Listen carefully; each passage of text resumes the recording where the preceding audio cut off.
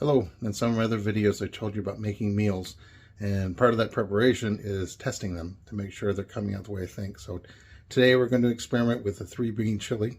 So I'm going to show the ingredients and how we put them together and how they get to soak for a little while. So coming right up. So some of the stuff is, this is going to be the pot that I use out on the trail. It's just a standard hiking light titanium pot. So the ingredients for the 3-bean chili is pinto beans. Now these I already bought dehydrated. These are chickpeas that were dried. I had to cook them. Then you have to cook, basically rehydrate them, cook them, and dehydrate them again. This is celery that I dehydrated. This is green peppers that I dehydrated. Those are carrots I dehydrated. I bought these are dehydrated onions. And this is the freeze-dried beef that I got off the internet. And this is what we call pasta sauce leather, and I'll show you how that is made. But basically it's spaghetti sauce. I dehydrate it and then you put it through a food processor so it turns into a powder. So the first thing we're going to put in is the dehydrated hamburger. So what I'm doing is I'm putting in a half a cup into the little pot, because like I said, we're experimenting. It's in there. And then we're going to put in, this is that pasta sauce leather. And when you dehydrate a standard jar of pasta sauce, it ends up being about 8 tablespoons. So for this recipe, since it's chili, I'm going to put in 3 tablespoons of this one in here. And then it should equal about 1/3 of a jar of pasta sauce. So we put that in there. These are the carrots. I'm just going to put some in just to give it for the added nutrition in the chili.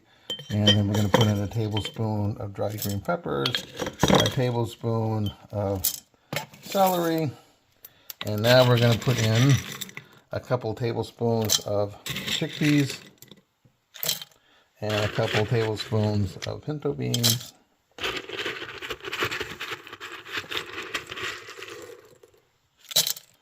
And then over here, these are some kidney beans that I had dehydrated. I'm going to make some more, but basically it's the same concept as the chickpeas.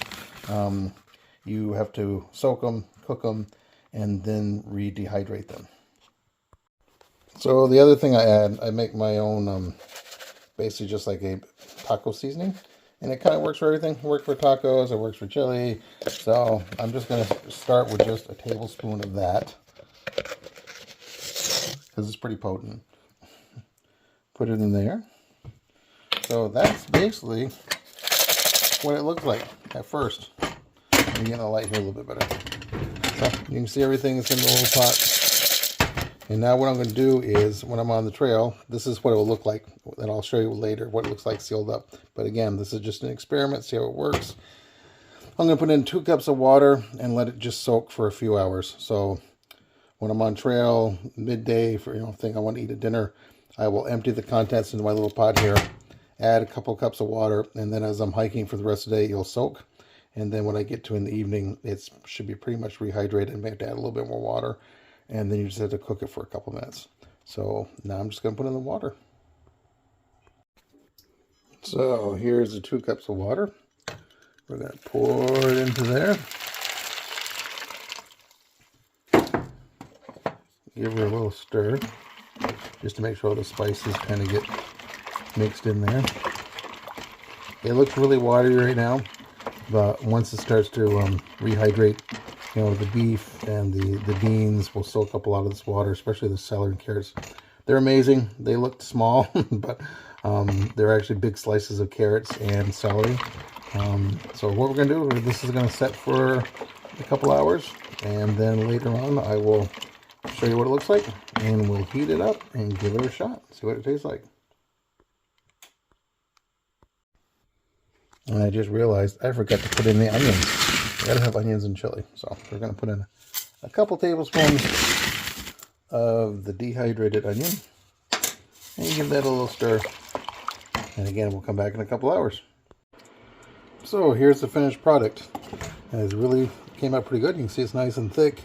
The carrots and the celery and the ground beef have all rehydrated, and it made a nice thick sauce. So what we're going to do is go ahead and try this and see how it tastes. So I just tried the chili. It was really good. So very happy with the results. So what we'll do in the next couple days, I will mass produce it and put in little vacuum sealed bags and get it ready for storage and shipping and eating on the trail. One of the other things I try is this thing's called powdered sour cream, and it's really good. You put a couple of teaspoons in the pot, and it really makes it taste like fresh chili. So very happy with the results. So thank you again for watching, and more videos are to come.